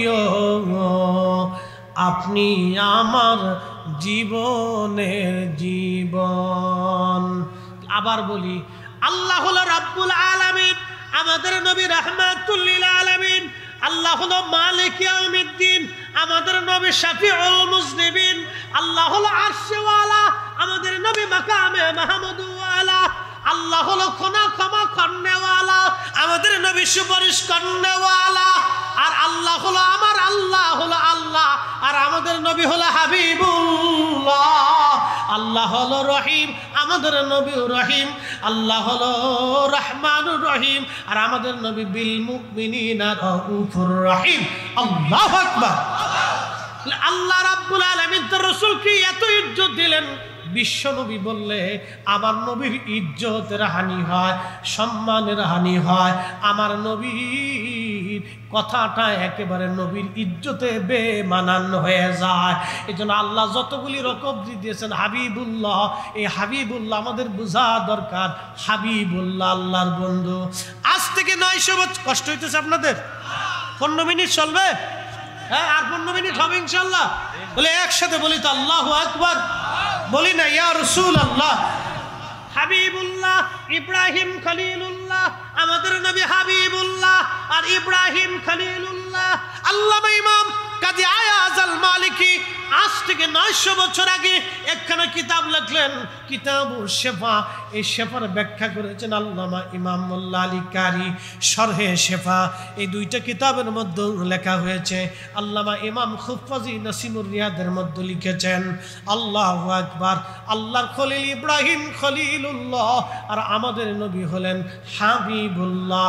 খলিলুল্লাহ এবং হাবিবুল্লাহর মধ্যে তফাৎ কি আজকে বুঝে যাবেন। আজকে আপনারা খলিলুল্লাহ হলো আল্লাহ যাহা বলতেন তাহাই করতেন, আল্লাহ যাহা চাইতেন তাহাই দিতেন, আল্লাহ যাহা বলতেন তাহাই করতেন, আল্লাহ যাহা বলতেন তাহাই করতেন, আল্লাহকে খুশি করতেন, আল্লাহকে খুশি করতেন, আল্লাহকে খুশি করতেন, আল্লাহকে খুশি করতেন। তিনি হলো খলিলুল্লাহ, আল্লাহকে খুশি করতেন, তিনি হলো খলিলুল্লাহ। আর হাবিবুল্লাহ হলো আল্লাহ যারে খুশি করতেন তিনি হাবিবুল্লাহ, আল্লাহ যারে খুশি করতেন তিনি হাবিবুল্লাহ, আল্লাহ যারে খুশি করতেন তিনি হাবিবুল্লাহ। তিনি আমার আপনার নবী রাহমাতুল লিল আলামিন হাবিবুল্লাহ। চিৎকার মেরে বলেন হাবিবুল্লাহ, আরো জোরে বলেন, আরো জোরে বলেন হাবিবুল্লাহ, হাবিবুল্লাহ, হাবিবুল্লাহ, হাবিবুল্লাহ। এই জন্য কাজী নজরুল লিখেছেন, আল্লাহকে যে পাইতে চায় হযরতকে ভালোবেসে, আরশ কুরসি লৌহ কলম না চাহিতে পেয়েছে সে। ঠিক কিনা? ত্রিভুবনের প্রিয় মুহাম্মদ এলো রে দুনিয়ায়, সাগর আকাশ বাতাস দেখবি যদি আয় রে সাগর আকাশ বাতাস দেখবি যদি আয়। ধুলির ধরা বেহেশত আজ জয় করিল দিল রে লাজ, আজকে খুশির ঢল নেমেছে ধূসর সাহারায়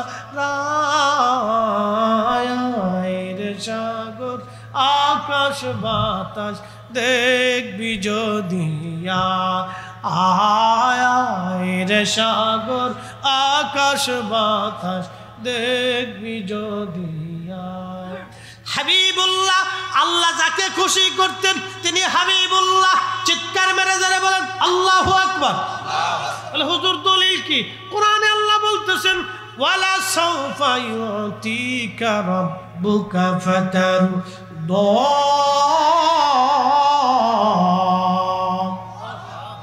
আল্লাহ ডাক দেখে, হাবিব আমি অচিরে আপনাকে খুশি করব, সন্তুষ্ট করব, রাজি করব।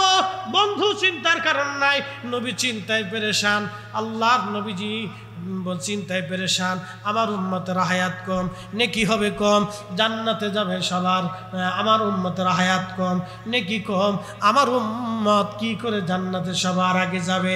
ঠিক তখনই আল্লাহ সূরা কদর নাজিল করে বলেন, ইন্না আনজালনাহু ফি লাইলাতিল কদরি ওয়া মা আদরাকা মা লাইলাতুল কদর, লাইলাতুল কদরি খায়রুম মিন আলফি শাহর। নবী আপনি চিন্তা করবেন না, আপনার উম্মতের জন্য এমন একটা রাত্র দিয়ে দিলাম লাইলাতুল কদর, এক রাত্রি ইবাদত করলে 1000 মাসের চেয়েও দামি হবে। সুবহানাল্লাহ বলা যায়। এটা কি আমাদের গুণে না নবীর গুণে? নবীর গুণে। ওয়ালা সাউফা ইউতিকা রাব্বুকা ফাতারদা, খুশি করব। সাহাবীরা বলল, হুজুর কখন খুশি করবে? নবীজি ডাকতে বলেন, কিয়ামতের ময়দানে আমি যা চাবো আল্লাহ তাই দিবে। না না হয় না, আরো জোরে। কার পূর্ণ হয়ে যায়? আরো জোরে বলে আল্লাহু আকবার, আরো জোরে, আরো জোরে। আমি নবী যা চাবো আল্লাহ তাই দিবে।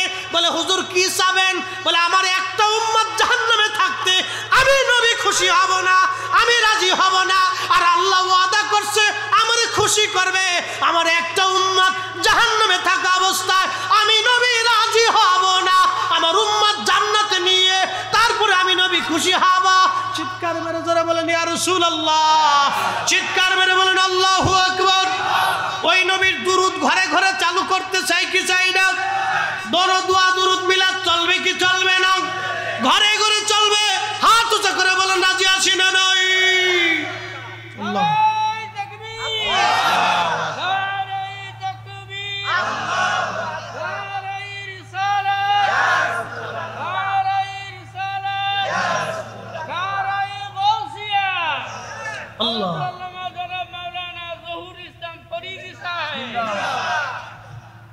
হক কোরআন পড়ো, হাদিসে পড়ো, ফুটাও সুন্নিয়ত, ভালোবাসো আল্লাহ রসুল আহলে বায়াত, ভালোবাসো আল্লাহ রসুল আহলে বায়াত। কোরআন পড়ো, হাদিসে পড়ো, ফুটাও সুন্নিয়ত, ভালোবাসো আল্লাহ রসুল আহলে বায়াত, ভালোবাসো আল্লাহ রসুল আহলে বায়াত।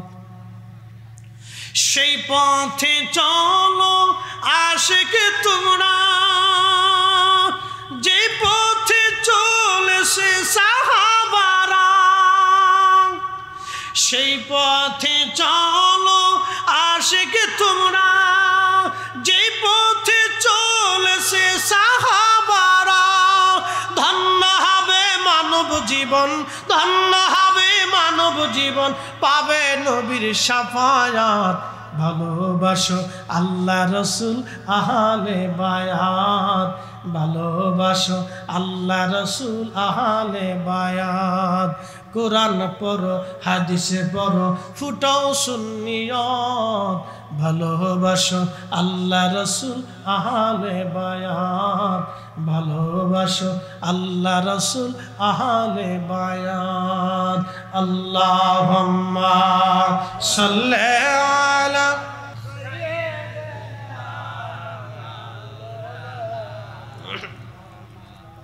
ওয়া আলা আলি সাইয়্যিদিনা।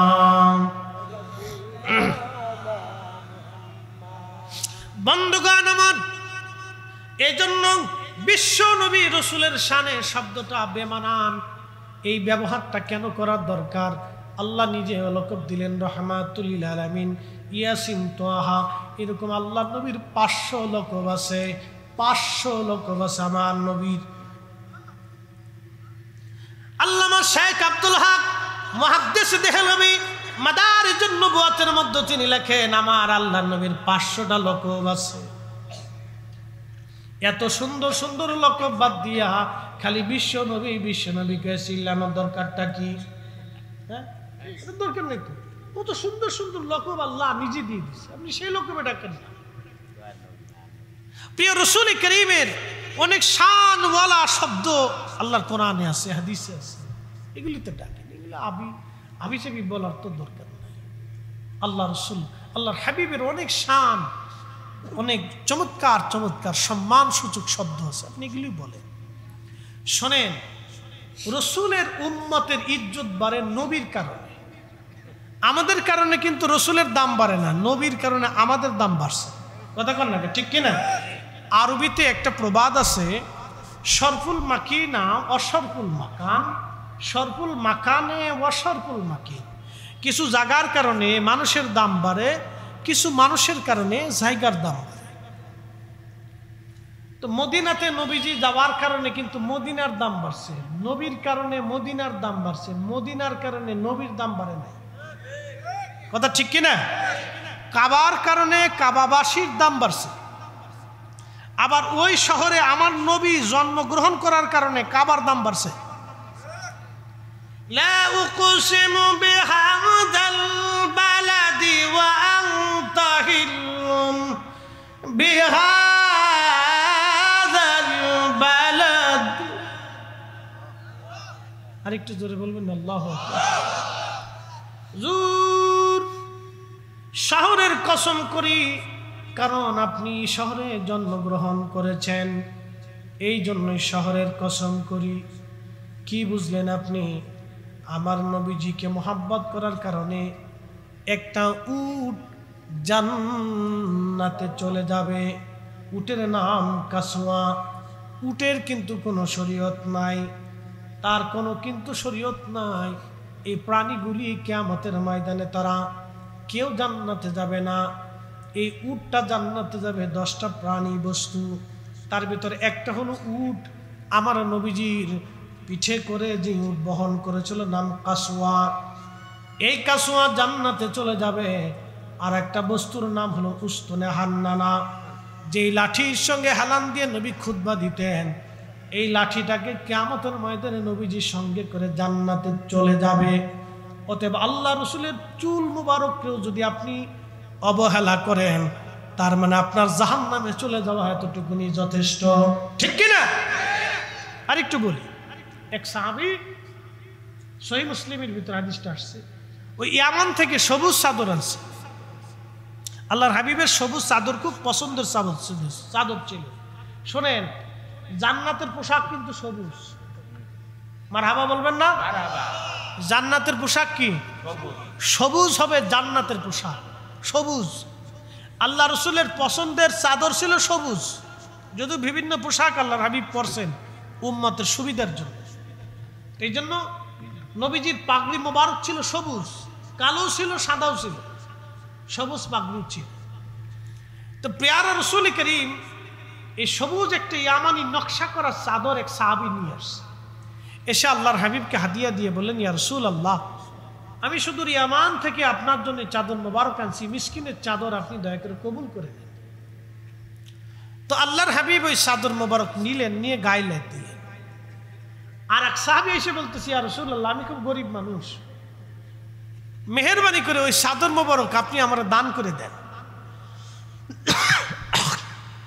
আল্লাহ রসুলের আদত ছিল, কেউ কিছু এসে দান চাইলে নবীজি ফিরাইতেন।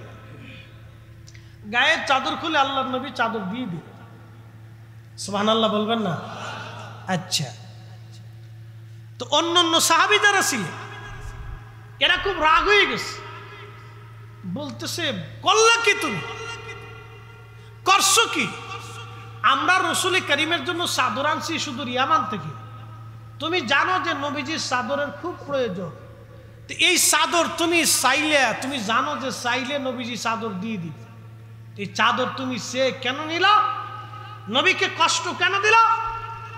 তো অন্য অন্য সাহাবীরা খুব রেগে গেছে, তার উপর ক্ষিপ্ত হয়ে গেছে। তো ওই সাহাবী ডরাইয়া কান্নাকাটি শুরু করে দিয়ে আল্লাহ রসুলের কদম মোবারক এসে বলতেছে, ইয়া রাসূলুল্লাহ, আমি আপনার চাদর মোবারক নিছি নবীকে কষ্ট দেওয়ার জন্য, আর এই চাদরটা আমি ব্যবহার করার জন্য নেই নাই। বলে, তাহলে তুমি কি জন্য নিছো? বলি, ইয়া রাসূলুল্লাহ, আমার মনের বড় আশা, আমার কাফনের সময় যেই চাদর আমার নবীজির গায়ে লাগছে, ওই চাদর মোবারকটা যেন আমার কাপড়ের কাপড় বানানো হয়। হ্যাঁ, আর একটু জোরে বলবেন আল্লাহু আকবার। তাহলে কি বুঝলেন? আল্লাহর নবীর সাহাবীরা নবীজির একটু চাদরের সুতাটাকেও অমূল্যায়ন করেন নাই। আমরা কি বুঝি না বুঝি, কোন মাদ্রাসায় পড়ছি না পড়ছি, কি সাতা মুফাসসিরে কোরআন হইলাম, আল্লাহ জানে, ও বেড়াই জানে, কোত্থেকে পড়ছে, কেমনে পড়ছে তাও জানি। শোনেন, একটা কথা বলে দিয়ে যাই, ভগর ভগর আরবিতে কথা বললে বড় হুজুর হওয়া যায় না। অনেক কোরআন হাদিস জানলেই তাকে আলেম বলা হয় না। আলেম তাকে বলে যার অন্তরে আল্লাহ এবং তার রসুলের মহাব্বত তাকওয়া বেশি হবে, এবং যার অন্তরে হব্বে রসুল বেশি হবে, সে হলো জ্ঞানী। এই কথাটা মনে রাখবে, বুঝতে পারছে? ওই যে নলতাতে ঘুমিয়ে আছেন খান বাহাদুর হাসানুল্লাহ রহমতুল্লাহ, কোন মাদ্রাসার সাইকুল হাদিস ছিলেন বলেন তো? হ্যাঁ, উনি কোন মাদ্রাসার সাইকুল হাদিস না, কিন্তু জেনারেল শিক্ষিত, জমিদার, অনেক সম্পদের অধিকারী, কিন্তু তারপরও কি হয়েছে? আল্লাহর ওলি হয়ে কবরে গেছে। কি কথা কন না কেন? কারণ কি? তাকওয়া। খালি বগর বগর আরবি কইলে বড় হুজুর হয় না। আল্লাহর কোরআন তার প্রমাণ দিয়েছে, ইন্না আকরামাকুম ইনদাল্লাহি আতকাকুম, নিশ্চয় আল্লাহর কাছে তার দাম বেশি যার অন্তরে তাকওয়া বেশি। কি কথা বলেন ঠিক কিনা? আল্লাহর ভয় যার অন্তরে বেশি তার দাম বেশি। মালিক ইবনে দিনারের কথাটা শেষ করে দিয়ে যায়। মালিক ইবনে দিনার বলতেছেন, আমি পাগল পারা হয়ে গেছি। হাসরের বিরাট বড় মাঠ কায়েম হয়ে গেল, একটা বিরাট বড় অজগর সাপ, আহা খুব বিষধর, চক্ষুগুলি লাল লাল রক্তবর্ণ, আগুন ঝরে আসতেছে। এরকম একটা বিশাল দেহী অজগর সাপ আমারে তাড়া করতেছে কামড় দেওয়ার জন্যে। মালিক ইবনে দিনার বলেন, বিরাট বড় এই সাপটা আমাকে কামড় দেওয়ার জন্য তাড়া করতেছিল। আমি হাসরের মাঠে দ্রুত গতিতে তুমুল ভাবে দৌড়াইতেছিলাম পালায়ন করার জন্য। আমি পালাচ্ছি কিন্তু সাপ আমার পিছে পিছে দৌড়ায়। মালিক ইবনে দিনার বললেন, দুনিয়ার মানুষরে, এই সাপটা থেকে বাঁচার জন্য আমি দৌড়াইয়া হাসরের মাঠের এক কোনায় গেলাম। যাইয়া দেখি সুন্দর পোশাক পরে এক বৃদ্ধ বসে আছে। তাকে বললাম, বৃদ্ধ তুমি এই সাপ থেকে আমারে তাড়াতাড়ি বাঁচাও, এই সাপটা আমারে কামড়ানোর জন্য আসতেছে। এই বৃদ্ধ ডাক দিয়ে বলল, মালিক ওই সাপ থেকে বাঁচানোর সক্ষমতা আমার নাই, এই শক্তি আমার নাই, আমি আজকে বৃদ্ধ, এই ক্ষমতা আমার নাই, অন্য কোথাও তুমি যাওয়ার চেষ্টা করো। মালিক ইবনে দিনার বলল, আমি দ্রুত গতিতে দৌড়াইয়া হাসরের মাঠে আর এক কোণে এসে দেখলাম শুধু আগুন আর আগুন। ওইখান থেকে দৌড়াইয়া আমি দেখলাম বিরাট বড় একটা প্রাসাদ দেখা যায়। সাপটা আমার পিছু পিছু দৌড়াইতে লাগলো। বিরাট বড় প্রাসাদ, জান্নাতি বড় বড় রুম, সুন্দর মণি মুক্তা হীরা জমরদ জহরত দিয়ে বানানো। লক্ষ লক্ষ শিশু বাচ্চারা ওই জান্নাতের মধ্যে খেলাধুলা করে।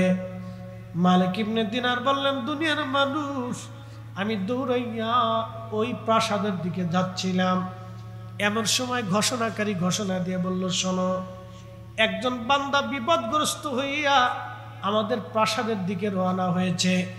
এই লোকটার কোনো আমানত মনে হয় প্রাসাদের মধ্যে আছে। তোমরা শিশুরা তাড়াতাড়ি প্রাসাদ থেকে বের হয়ে সেই লোকটাকে বিপদ থেকে বাঁচাও। বলতেছে, আমি দ্রুত দৌড়াচ্ছিলাম, সাপটা আমার পিছু পিছু দৌড়ায়, আর আমি দৌড়ায় প্রাসাদের কাছে গেলাম, সঙ্গে সঙ্গে বিরাট বড় দরজা খুলে দেয়া হলো। এমন সময় দেখি ছোট ছোট বাচ্চারা দৌড়ায় এসে আমার ওই ছোট্ট মেয়েটা, যে মেয়েটা মারা গিয়েছিল, ওই মেয়েটাও আমার সামনে এসে দাঁড়ায় গেল। মেয়েটাকে দেখে আমি থমকে দাঁড়াই গেলাম। ছোট বাচ্চা ওই সাপটাকে ধাওয়া করলো ধরার জন্য। সাপটা পালিয়ে চলে গেল। আমি ওই জান্নাতের রুমের প্রাসাদের মধ্যে বসে গেলাম। ছোট্ট মেয়েটা আমার কোলের মধ্যে বসে গেল। বসে যাওয়ার পরে মেয়েটা আমার দাড়ি ধরে ধরে টানতেছিল, আলবত দাড়ি ধরে ধরে টানতেছিল আর বলতেছিল, আব্বা জান, এখনো কি সময় হয় নাই তুমি পাপ কাজ থেকে ফিরে আসবা? আব্বা গো, এখনো কি সময় হয় নাই তুমি অন্যায় থেকে ফিরে আসবা, মদ থেকে ফিরে আসবা, নেশা থেকে ফিরবা? আব্বা জান, এখনো কি তোমার সময় হয় নাই? মালিক ইবনে দিনার বলতেছিলেন, আমি মেয়েটাকে ডাক দে বললাম, মা আজকে আমার কিছু ব্যাখ্যা তুমি বলে দাও। বলে, আব্বা বলো। আমার এত বড় একটা সাপে দাপড়াইতেছিল কামড়ানোর জন্য, এই সাপটা কি চিনলাম না। মেয়েটা ডাক দেয়া বলে, আব্বা জান, এই সাপটা হলো আপনার জীবনের বদ আমল। আপনি জীবনে যত অন্যায় করেছেন, খারাপ কাজ করেছে, আজকে এটাকে সর্বাকৃতি দিয়ে আল্লাহ আপনাকে শাস্তি দেওয়ার জন্য এই সাপটা আপনার পিছনে লেলায় দিয়েছিল। বলতেছে, মারে আমি আশ্রয়ের জন্য বৃদ্ধ লোকের কাছে গেলাম। এই বৃদ্ধ লোকটাকে বলতেছে, আব্বা জান, এই বৃদ্ধটা হলো আপনার নেকামল। আজকে নেকামল দুর্বল করে রাখছেন বিদায় সে আপনাকে সাহায্য করতে পারে নাই। বলে, মারে এত বড় প্রাসাদ, জান্নাতের প্রাসাদ কাদের? বলে, আব্বা জান, এটা আমরা ছোট ছোট বাচ্চারা যারা মায়ের কোল খালি করে আল্লাহর ডাকে সাড়া দিয়ে পরপরে চলে যায় নিষ্পাপ, এদেরকে আল্লাহ এরকম জান্নাতের অট্টালিকা প্রাসাদের মধ্যে তাদেরকে আল্লাহ লালন পালন করে। কিয়ামতের মাঠে ইমানদার বাবা মার জন্য এই ছোট ছোট বাচ্চাগুলি সুপারিশ করনেওয়ালা হইয়া নাজাতের জরিয়া বানাইয়া এই ছোট্ট বাচ্চাদের সঙ্গে আল্লাহ জান্নাতি বানাই দিবে তার বাবা মারে। একসাথে ধরে বলবেন কি সুবহানাল্লাহ। যাদের বাবা মা ছোট্ট করে শিশু সন্তান মারা যায় তাদের ধৈর্য ধরতে হবে আল্লাহর প্রতি, এটা মনে রাখবেন আপনারা। ওই মেয়েটা ডাক দিয়ে বলতেছে আব্বা যান শুনিয়া যান, আপনি আজকে এই প্রাসাদে আমি এসেছিলাম বিদায় আজকে বেঁচে গেলেন আব্বা যান। আমি ছোট্ট কালে মারা গেছি বিদায় আসছে আপনার সাপ থেকে বাঁচাইতে পারলাম। বাবা গো তোমার কি সময় হয় নাই অন্যায় থেকে তুমি ফিরে আসবা? ছোট্ট মেয়েটা এইভাবে আলতো পরে দাঁড়িয়ে আলগাইতেছিল আর বলছিল আব্বু তুমি তওবা করে ফিরে আসো। মালিক ইবনে দিনার বললেন আমার ঘুম ভেঙে গেল, ঘুম ভেঙে যাওয়ার পরে আমি তওবা করলাম, আমার সমস্ত সম্পদগুলি আল্লাহ রাস্তায় দান করে দিলাম, চাকরি ছেড়ে দিলাম, দুনিয়া বিরাগী হইলাম। আমি দুনিয়া বিরাগী হইয়া আল্লাহ পাওয়ার জন্য দুনিয়ার সব সংসারের মোহ ত্যাগ করে দিয়ে আমি তওবা করিয়া আল্লাহ পাওয়ার জন্য আমি দিক দিগন্তর ঘুরে ঘুরে বেড়াইতে লাগলাম। পৃথিবীর বড় বড় ইমামরা তার প্রশংসা করেছেন। বিশ্ববিখ্যাত মুহাদ্দিস আল্লামা ইমাম আবুল ফারাজ ইবনুল জৌজি উয়ুনুল হাকাতের মধ্যে তার জীবনীর অনেক কারামত লিখেছেন। একবার জোরে বলা যাবে কি সুবহানাল্লাহ। বিশ্ববিখ্যাত উলামারা তার জীবনী লেখছে, বিশ্ববিখ্যাত আলেমরা তার প্রশংসা করেছেন। বুঝতেই পারতেছেন একজন মদপায়ী নেশাখোর অন্যায়কারী তওবা করিয়া ভালো হইয়া আল্লাহ ওয়ালা হইয়া আল্লাহর ওলি হইয়া তারপরে তারা কবরে চলে গেছে। সাতক্ষীরাবাসী এই জন্য আমাদেরকে ফিরে আসতে হবে আল্লাহর দিকে, আল্লাহর দিকে ফিরে আসা লাগবে আল্লাহর দিকে। এই জন্য আল্লাহ রসুল বললেন জিব্রাইল তুমি বান্দার নির্দিষ্ট করে দাও কে আমলওয়ালা হবে কে বদকার হবে, তুমি লিখে দাও। এই জন্য আল্লাহ আমাদের বুলন্দি নসিব, আল্লাহ আমাদের জন্য আমল লিখে দিয়েছেন। এই জন্য আমরা আল্লাহর ওলিদের মুহিব্বিন হইছি, আল্লাহর ওলিদের পথে আমরা পরিচালিত হয়েছি। আল্লাহর কোরআনে নবীর সুন্নাহের বিধানে আমাদের জীবন চলে আসলো। নামাজি হয়েছি, রোজাদার হয়েছি, আল্লাহ ইবাদতের কাতারে নিয়ে আসছে, জান্নাতের বাগানে বসায় দিয়েছে। এটা আমাদের বুলন্দ নসিব। এই নসিব যার ভালো সেই শুধু জান্নাতের বাগানে বসতে পারে। আল্লাহ আমাদের আমল করার তৌফিক দিন। আওয়াজ তুলে জোরে বলেন আমিন। এসেছেন যত নবী সকলের ইমাম, সালাম নবী তোমায় হাজারো সালাম ইয়া নবী।